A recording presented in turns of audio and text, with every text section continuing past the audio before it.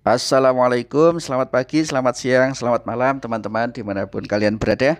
Pada kesempatan kali ini saya akan memberikan pembahasan tentang beberapa soal dinamika rotasi. Nah, semoga video ini bisa bermanfaat untuk kita semua. Silahkan disimak videonya secara seksama. Oke, langsung saja kita mulai. Soal yang pertama. Batang homogen panjangnya 6 meter, masanya 4 kg, seperti pada gambar.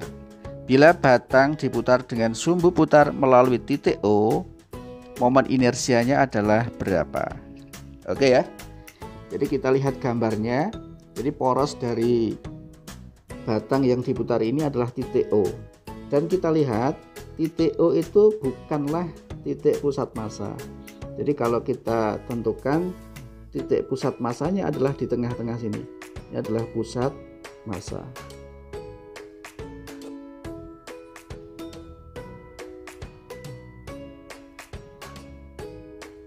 Nah, pusat massa untuk batang homogen itu berada di tengah-tengah. Maka kita harus menghitung jarak antara poros titik O terhadap pusat massa ya. Nah, ini adalah berapa ini? Kalau pusat massa itu di tengah-tengah, maka pusat massa ke titik A adalah 3 meter. O ke A 2 meter. Maka O ke pusat massa adalah 1 meter. Ya. Maka untuk menghitung momen inersia melalui poros titik O, kita menggunakan teorema sumbu sejajar, yaitu I dengan poros titik O itu adalah I dengan poros pusat massa ditambah M dikali D kuadrat. Itu ya. Nah, untuk batang homogen poros di pusat massa itu momen inersianya adalah 1/12 M L kuadrat plus ini M dikali D kuadrat. Paham ya? Maka I di titik O kita tinggal hitung aja 1/12. Masanya berapa sih?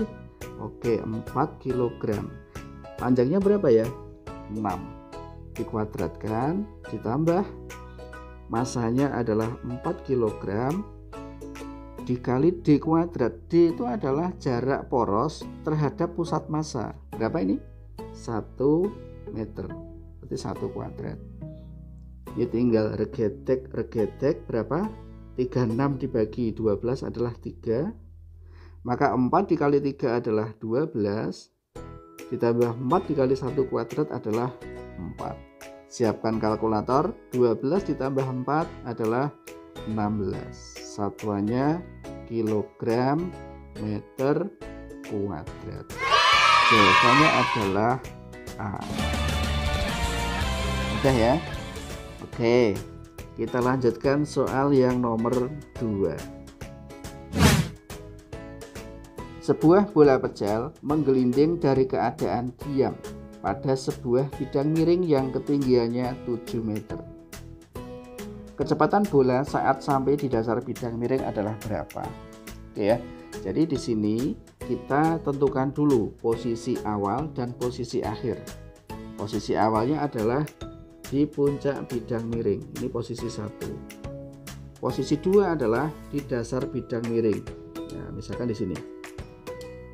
Nah, kemudian kita lihat untuk posisi 1, kecepatan benda V1 adalah dari keadaan diam, berarti 0.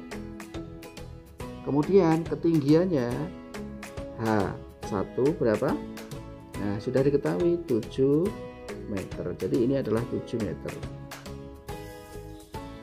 Sedangkan untuk posisi 2, kecepatannya V2 berapa V2?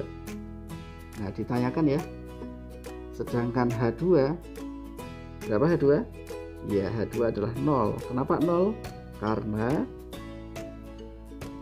posisi 2 adalah posisi di dasar bidang miring. Nah, untuk mengerjakannya kita menggunakan konsep hukum kekekalan energi mekanik. Kenapa? Karena tidak ada gaya luar yang bekerja pada sistem. Rumusannya bagaimana? EP1 plus EK1 sama dengan EP2 plus EK2. Ganti spidol sebentar ya. Spidolnya yang ini aja. Oke. EP1 adalah MgH1. EK1 karena V1 sama dengan 0, maka EK1 sama dengan 0.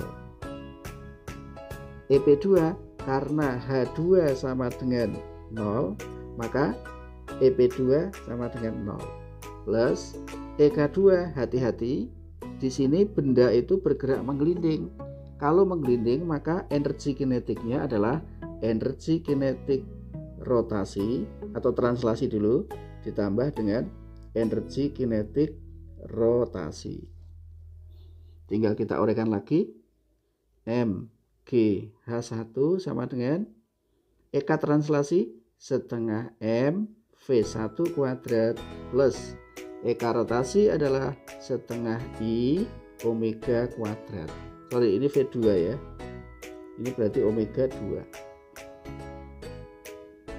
Maka MgH1 sama dengan setengah M V2 kuadrat plus setengah momen inersia, bendanya bola pejal. Bola pejal adalah 2/5 M R kuadrat. Omega 2 V2 kuadrat per R kuadrat. Bergedek, bergedek, bergedek, bergedek. Ya, apalagi yang diregedekin ini. Oh, ada M. M bergedek, bergedek, bergedek. Sehingga tinggal apa? GH1 sama dengan, jadi setengah V2 kuadrat.